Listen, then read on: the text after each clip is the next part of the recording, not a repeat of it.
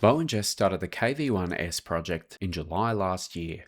After a massive effort, they're finally ready to reunite the much straighter and much less shell damaged hull sides. Despite this incredible transformation, some distortion still remains in the sides and hull floor. So the I-beams you can see here will need to stay in place until the vehicle is assembled and properly braced. We won't be fixing up what remains of the original mounts, bracings and linkages, as this will only be an external cosmetic restoration, not a running vehicle. But we decided there wasn't any point in removing them either, as they still add to the originality of the vehicle. Eventually we'll get any items in too bad a condition to use but too good to throw away and store them inside here. You never know, maybe one day we will need them.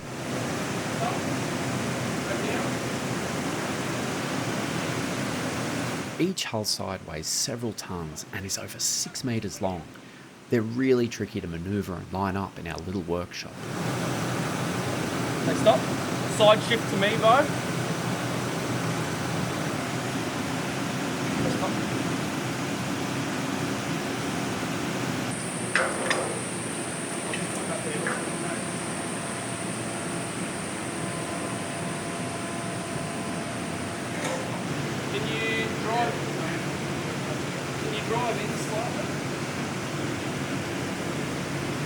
Originally, when we cut the sides off, we found about 5mm worth of packing between the front plate and the hull side. So for the front glacis plate to fit properly, we're going to have to pack both sides exactly how they were.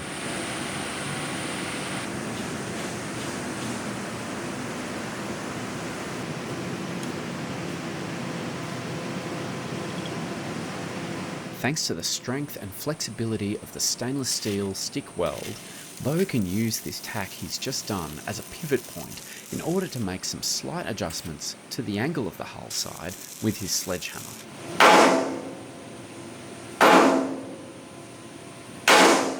We need to pull it in a bit more and hold it in place, so the boys break out the sash clamps. These pull it in so the distance between the lower front plate and the hull side is the same from top to bottom.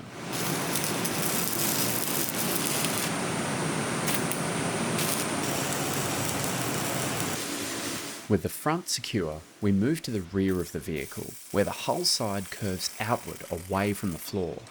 Here the boys need to pull it back in and weld it up.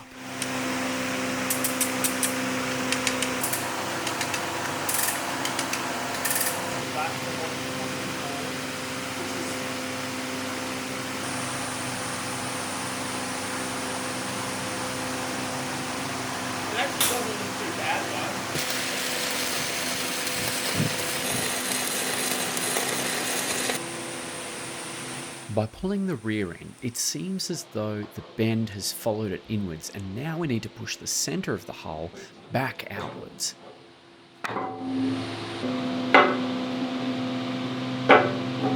I wasn't looking.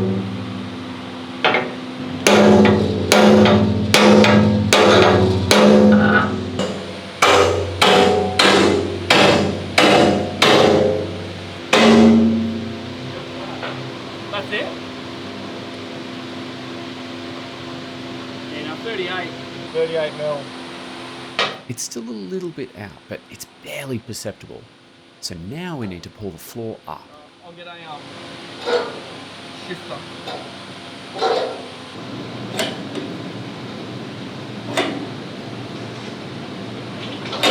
It's amazing to see how much perfectly flat plate can bend and warp just from welding. What's also amazing is the power of these clamps. Oh, this one's way easier.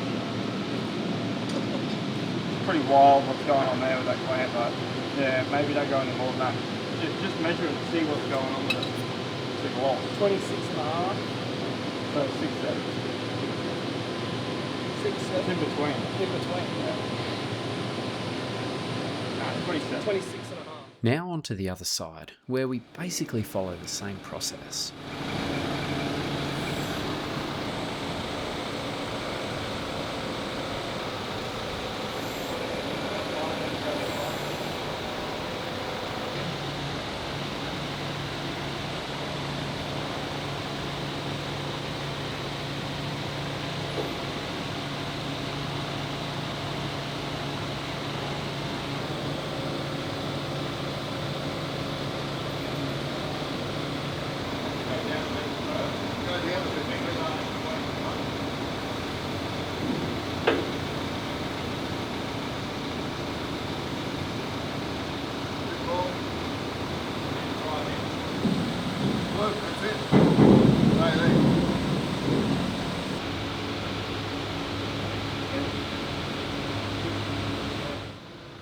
Once again, the boys use the sash clamps to pull the front of the hull side in. Hopefully there's enough room for the glacis plate to drop in on top. Pretty good, that's more like 8 to 10. But we'll have to measure this distance to make sure that front plate's going to fit. 1793. Can you hold it up top for me? Make sure it's not on that tag. Yeah. 1777. 1770. 25 mil out, top to bottom. Might be able to just reverse. It's got to be tacked on the bottom, otherwise it won't pivot. Okay, 1780. So we're sort of in between.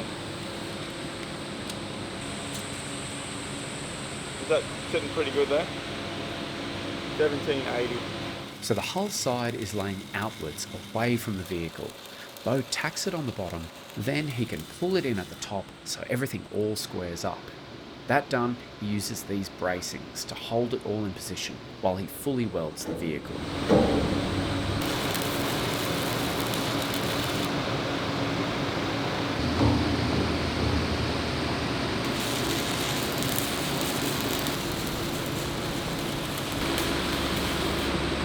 The last thing to do before fully welding the vehicle is to pull the back in.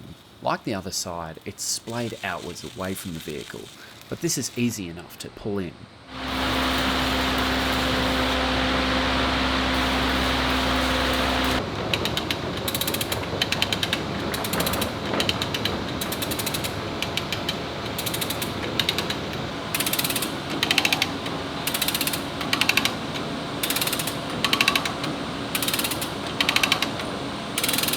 Is it working, Curtis? Holy, Something's working. what was that?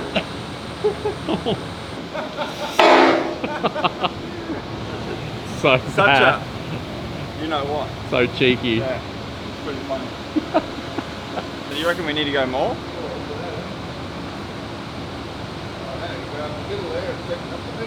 Yeah, well it can't go anymore because it's hitting the angle. Oh. Stop. Stop. What? Just stop.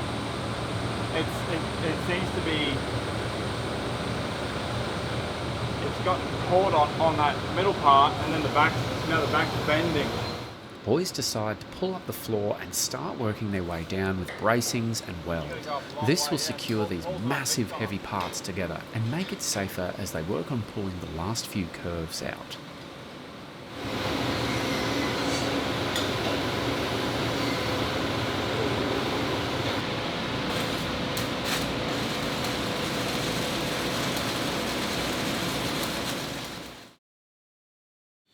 Beau spent the last few days putting a heap of weld runs through the tank and got the bracings in, and he's almost got it perfectly square. A sheer miracle when you think about the state it was in when it first arrived. Now we can put the front glacis plate in.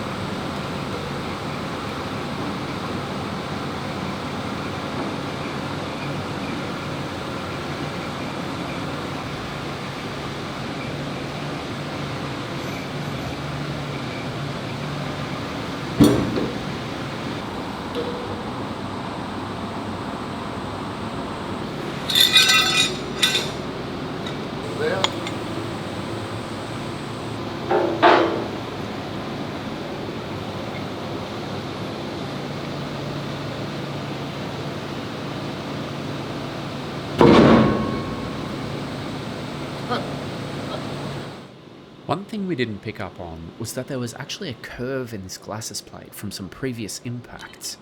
We can clamp this down and weld it in, and it shouldn't be an issue.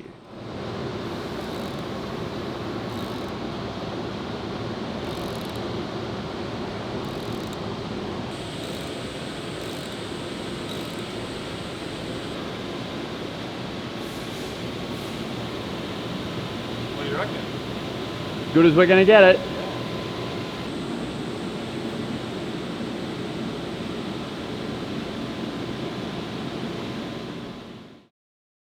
We only have one out of the few remaining wheels that is usable, so Beau is going to have to fabricate some new ones. He's used an original as a pattern, and then had the various components laser cut by our steel supplier, but it's still going to take a lot of work to make. The original wheel is slightly dished, so Beau also calculated the dimensions for a die and had that cut as well, so he can form the shape with our 300-ton press.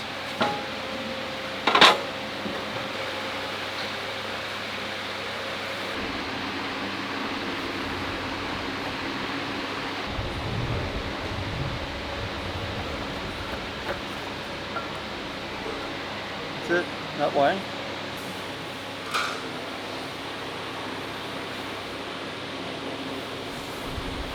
That's it.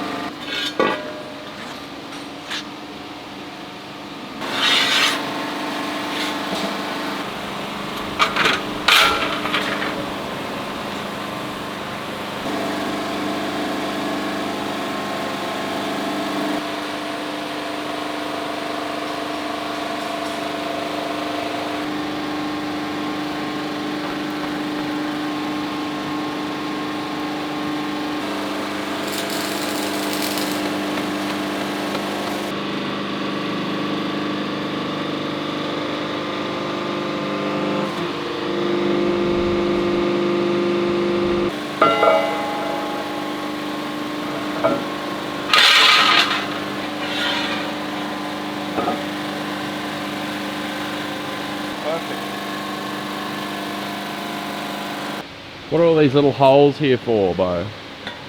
Just to save on weight, so it's not so heavy. No, these ones. Yeah. They're holes for the gussets. We've gone with the later type pattern, which they also used on the KV-1S.